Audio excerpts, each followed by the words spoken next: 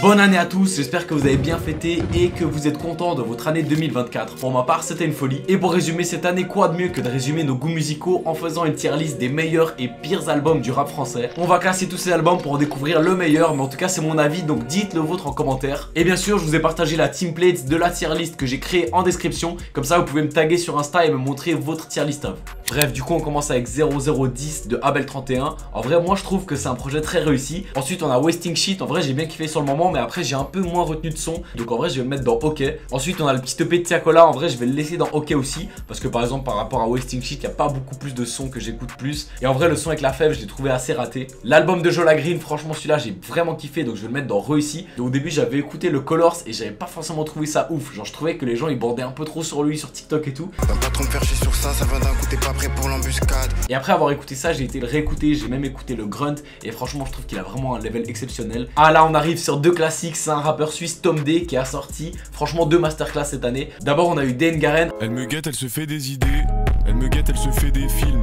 J'en ai pas qu'on peut tes mains ensemble. Et en vrai ce projet là je le trouve vraiment important parce qu'il signifie un peu aussi tout mon travail à moi que j'ai fait au niveau du rap cette année. J'ai eu la chance justement de rencontrer son équipe le 247 et genre c'était les premiers aussi à me donner de la force. Donc le projet du frérot Tom D c'est une folie, mais malheureusement je vais le mettre seulement dans Réussi parce que juste après on a son deuxième projet Alska 44 et lui il part direct dans le top 5. Au niveau musical, j'ai trouvé qu'il y a eu beaucoup plus d'ouverture. Le projet c'est un no skip, donc il part directement dans le top 5. En fait, si tu kiffes cette vidéo et le rap, n'hésite pas à t'abonner parce que sur mes réseaux, je te partage plein de contenu sur le rap et la mode, donc je pense que tu vas kiffer. Ensuite, on a Pyramide de Werenoi et ça la team, en vrai, je vais vraiment mettre dans gaze. En vrai, je comprends que tu peux écouter en mode un peu délire soirée, mais je trouve ça tellement gaze. Genre, il a aucune énergie, il a aucune originalité, les paroles, elles sont... C'est genre vraiment les paroles les plus classiques du rap. Il n'y a rien de transcendant, donc vraiment, je le mets dans gaze. Ensuite, on a Solsat de Zamdan et ce projet-là, il part direct dans le top 5. Moi, je vous le dis. En fait, ce projet, il est sorti le jour de mon anniv et je trouve que le tout, il va trop bien ensemble. Il y a vraiment des sons super mélancoliques, aussi des sons plutôt bonne ambiance, des sons vraiment cool, des sons chill, etc.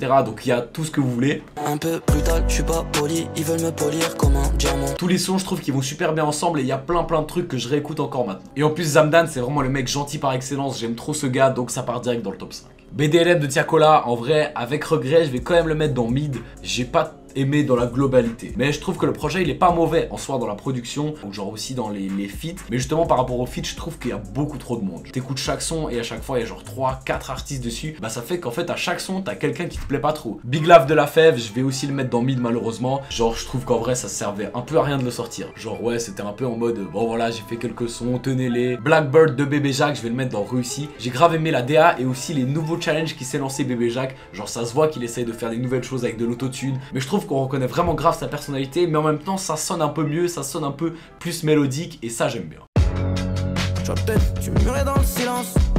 Ton blanc dans le sable, j'aurais dû l'écrire dans le ciment.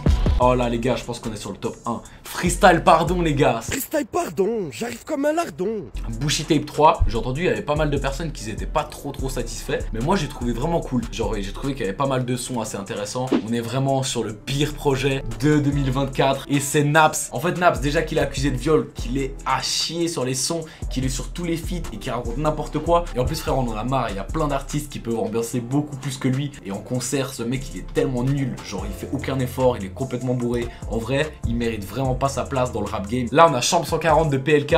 Bon en vrai je vais en classer que un des trois. Et en vrai c'est un projet qui m'a vraiment bien lancé dans l'année 2024. J'ai trouvé que c'était grave des sons bonne ambiance. Genre c'était vraiment des sons qui m'ont fait kiffer. Et j'ai trop aimé le fait qu'en fait il y a 3 projets. Genre t'étais là, t'attendais chaque semaine, tu recevais un nouveau projet. Et ça franchement ça régale. Le dernier rayon de soleil de Hoodie, en vrai j'ai trouvé ça un peu mid. Genre je trouve que c'est bien qu'il a essayé de sortir de sa DA. Je trouvais que c'était un peu trop cliché. C'est mon dernier espoir, je sais pas quoi. Et dans certains sons, genre Totally Spice, je trouve qu'il avait rien à faire là-dedans, tu vois. Là, c'est les 4 sons de Khali qui nous a sorti un peu petit à petit. Ceux-là, ah mais c'est une folie aussi, je les mets aussi dans Réussi. Je les entends chanter assez les hits, mais c'est pas maintenant que je pensais les prix. Oh, le projet Kobazola, mais comment c'est guess de fou en vrai. Genre même mon pote qui écoute ça, il a dit, mais en vrai là, ils ont complètement dérapé. En plus, la collab, j'ai pas l'impression que finalement, elle est vraiment naturelle. En vrai, abonne-toi si t'es d'accord, non? Goldmaker de Ajna, je l'ai trouvé assez cool, mais je vais le garder dans OK parce qu'il est quand même un peu en dessous des autres projets que j'ai mis avant.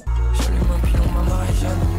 Quand j'ai fait le night, je me dis c'est au fond de toi, devant le sunrise. Imad, en vrai je suis pas du tout un hater de Théodore, où j'ai rien contre, et honnêtement j'ai trop kiffé Waye et Tokodombi, genre c'est grave des sons que je réécoute encore maintenant, mais en vrai le projet, j'ai trouvé qu'il n'y avait pas vraiment des sons qui ressortaient de fou. Et il y a le son horrible CR7. Oh là ensuite on a une folie, c'est Jafar, en plus encore un artiste suisse, et ce projet là, je l'avais écouté au ski pour la première fois, c'était une folie. Je trouve qu'il est tellement bien équilibré, il y a grave des sons en mode triste, il y a des sons aussi un peu plus qui pètent, je trouve qu'il a grave pris une direction vraiment intéressante, et là c'était vraiment hyper assumé. Genre en concert, on l'a vu aussi à Genève, c'était mon meilleur concert, genre vraiment c'était mon concert préféré. Il y avait la scène avec les grosses chaînes, la DA un peu solitude, genre il avait pas de backer, il était tout seul sur la scène, et pour moi celui-là est au-dessus de Mobius. Dites-moi en commentaire aussi vous votre avis. Ensuite on a un album peut-être le plus attendu de l'année, c'est l'album de Damso, et en vrai je vais mettre ça dans mid. Et en fait j'ai détesté la promo qu'il a fait autour. Je trouve ça super cool de se détacher des réseaux, de faire en mode c'est mon dernier projet. En fait il faisait semblant, il quittait les réseaux et il revenait chaque 2 semaines, il était plus actif que de base. Du coup j'ai trouvé ça assez dommage. Le son qu'il avait sorti au début j'ai trouvé trop cliché, et en plus le clip, t'as des clips tellement soins sur ta chaîne, et là tu nous fais une vieille collab avec un truc de Deliveroo, et après il tire avec un pistolet en carton qui tire de la sauce. Mec je trouve ça décrédibilise tellement le son. Poésie dans la trappe de BK, je suis obligé de vous mettre un extrait.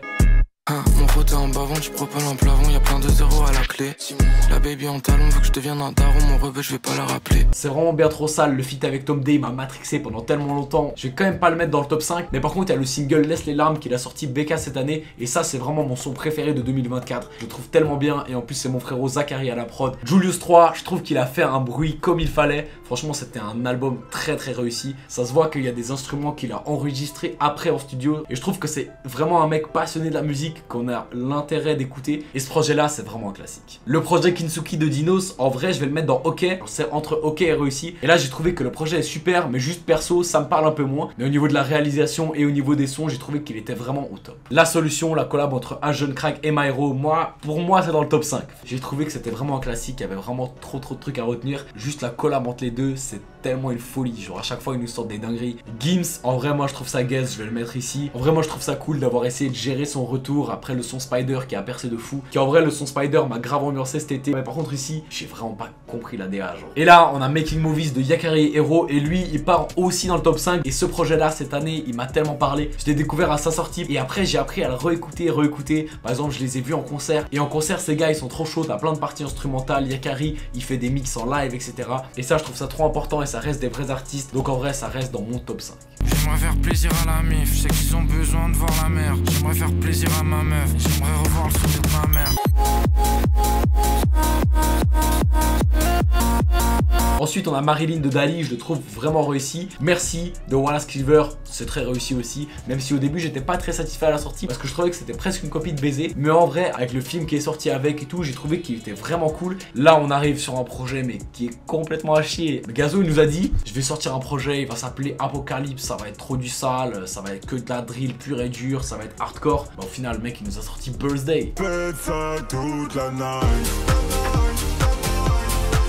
Pourquoi de Etroki, je l'ai trouvé pas mal, je vais le mettre dans OK parce qu'il y a quand même beaucoup de sons. Le projet tu prenais toute l'année 2024 pour l'écouter en entier. Etroki parfois c'est un peu bizarre, mais je suis très content de sa run de 2024. Saudade de Green Montana, je trouve qu'il a très bien réussi à montrer sa vibe, à montrer justement la saudade. Genre il n'y a pas que des sons en mode mélancolie, en mode Green Montana et tout, il y a des feats aussi très intéressants. Et là pour le dernier projet que je vais classer, parce que le reste c'était plutôt pour vous, c'est le projet Score de Yanis, et celui-là, bon vous me le permettez, je le mets quand même dans le top 5 parce que je trouve que Yanis c'est vraiment un artiste qui a réussi. Il arrive à avoir sa DA au niveau des covers, au niveau des clips, au niveau des mêmes petits visuels sur Spotify, au niveau des concerts, il est trop chaud. Comment il pose, c'est super excellent. Donc franchement, il mérite sa place dans le top 6 du coup. Bon du coup vous vous demandez peut-être quel est le projet que je vais mettre dans le top 1, mais avant ça j'aimerais vous remercier d'avoir regardé la vidéo jusqu'à là. N'hésitez pas à vous abonner pour plus de contenu sur le rap et sur la mode. Bien sûr sur TikTok et sur Insta je suis beaucoup plus actif, je vous présente des tutos couture, des conseils pour bien vous saper, des événements en Suisse, etc. Donc franchement faut aller me suivre. Et surtout dites-moi ici en commentaire quel est pour vous